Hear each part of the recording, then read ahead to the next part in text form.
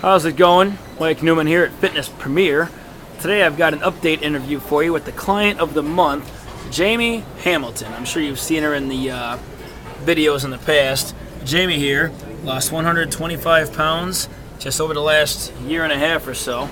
And today I'm going to have her answer some questions for you, the viewers, who may want to follow the path that she went down. Jamie.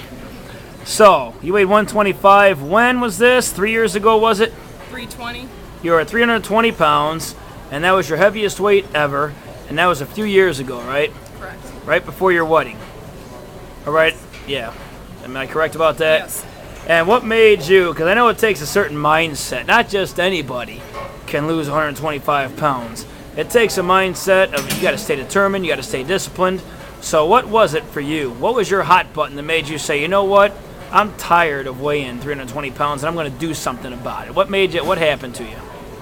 I really like to shop, and I couldn't fit in many clothes. I had to shop at one store, so shopping for me was my motivation.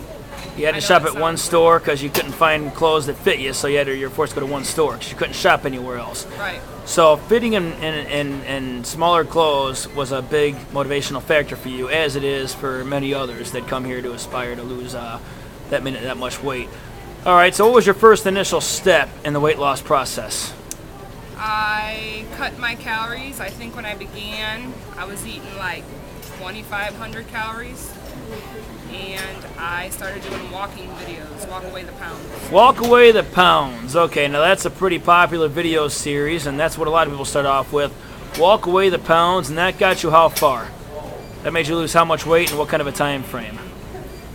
In about 2 years, I had lost about 100 pounds. And you stayed consistent with walking away the pounds? Yes. For that long a period of time? Yes. Never taken off a week even? You just kept on doing it? Yes. How many videos were there in that Walk Away the Pounds series? Oh, there's a lot of videos. There's a 1 mile, 2 mile, 3 mile, 4 mile. I did the 1 mile to begin with, and that was really hard. And then I worked myself up to 2, 3, and 4 miles. Okay. And then when was it? I mean, you joined, you got a trainer here when? Back in January or February, was it? Okay. What made you decide to go with the personal trainer? Because I couldn't lose any more weight. So you lost 100 pounds and you were stuck? Yes. Weren't you? Okay, so you got a trainer, and because I wasn't your first initial trainer, you started off in the personal training program back in January, was it? February. February. Okay, so and you've been consistent ever since then.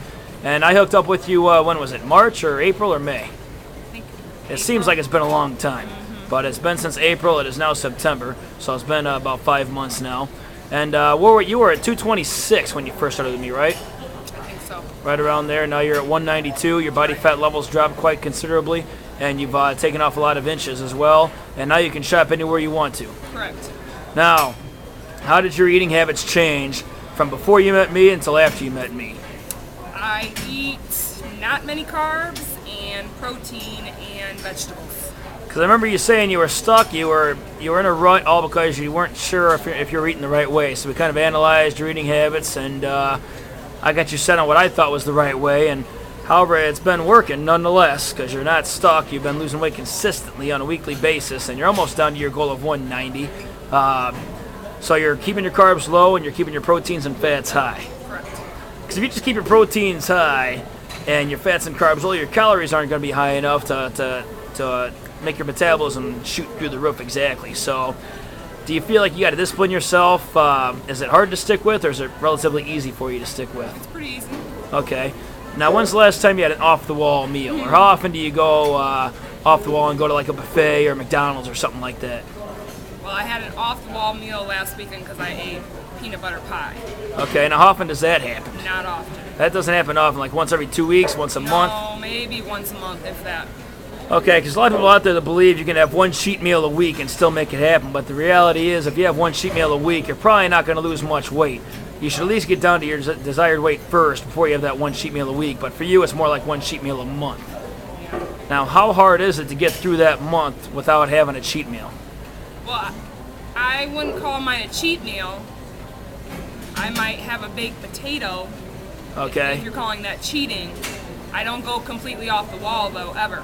Okay. Just because you're tired, because you you can kind of remind yourself what it felt like to weigh 320.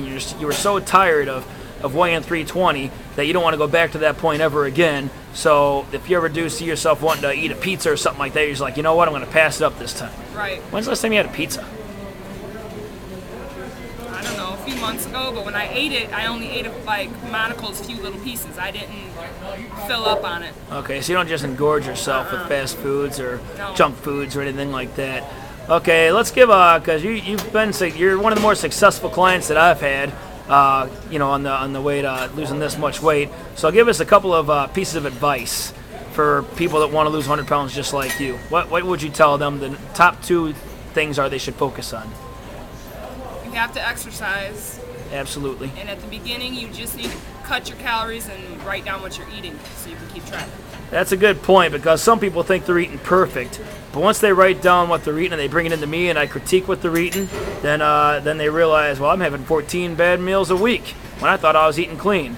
There's a big difference between eating healthy and eating for fat loss. So anyway, keep that in mind. Jamie and I have a workout to go through before 6 o'clock gets here. So there you have it, Jamie Hamilton. I'll give you an update in the future. Thanks for watching.